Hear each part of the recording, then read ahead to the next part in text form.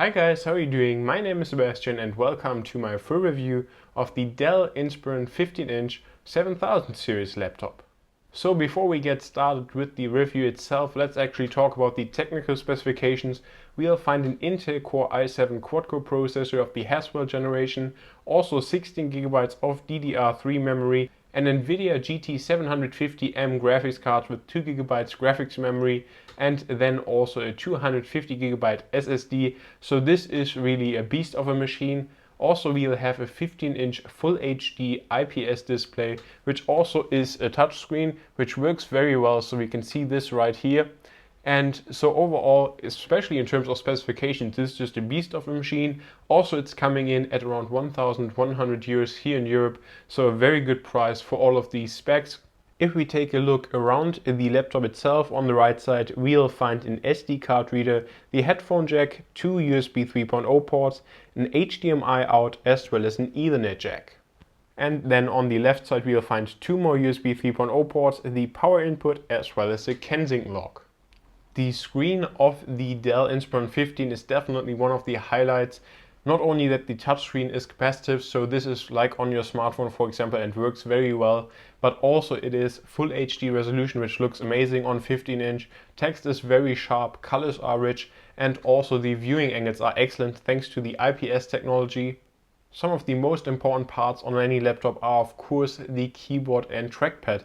And I have to say, first off, the keyboard is good because it has a backlight, which is very welcome, especially if you're working in the dark.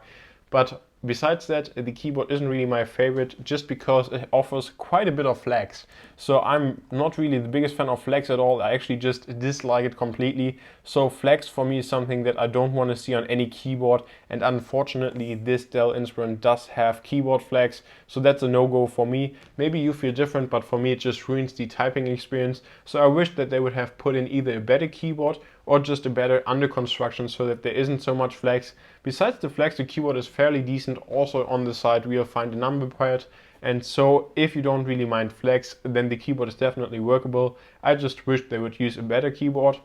Also the trackpad I think is very good, a very nice big surface that's very smooth to operate. Also we'll have here the two finger gestures for example, which work very well here on Windows 8. Also we'll have integrated mouse buttons, which again work very well, and we know that from many other laptops these days.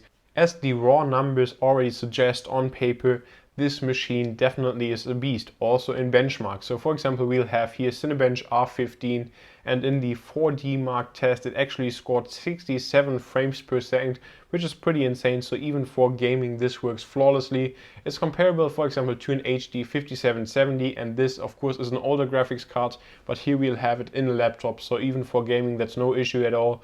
And also we'll have an Intel Core i7 quad-core processor, but you have to note that this is a little bit lower clocked, so we'll have this at 1.8 GHz, so it can't quite compete for example with Intel Core i7 processors that are clocked at close to 3 GHz. So definitely a good performer, but maybe not as powerful as you would expect given it's an i7, but still for any task this works really flawlessly. Another highlight is of course the SSD, which dramatically improves the boot up times as well as also app opening times. So overall this is a really nice package.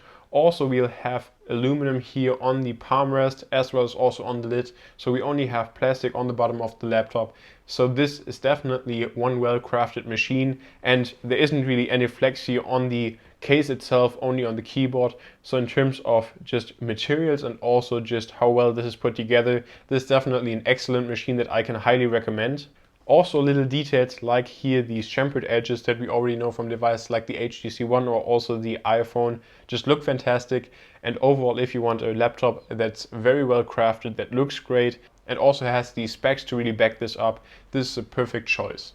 Overall, I was very surprised and very happy with this laptop. Again, the build quality, the design, of course also the specs, especially for the price of around 1,100 euros, is great. Also the touchscreen is very bright, very vibrant colors, great viewing angles, a great touch experience. And so this is a great machine that I can definitely highly recommend. Now if you're looking at something like Ultrabooks, then this is definitely a thicker machine that's also heavy at around 2.6 kilograms. So you should be aware of that. But overall the specs, especially with the SSD, 16 gigs of RAM, the i7 processor and this really nice display, you can't really go wrong with the Inspiron 15 7000 series.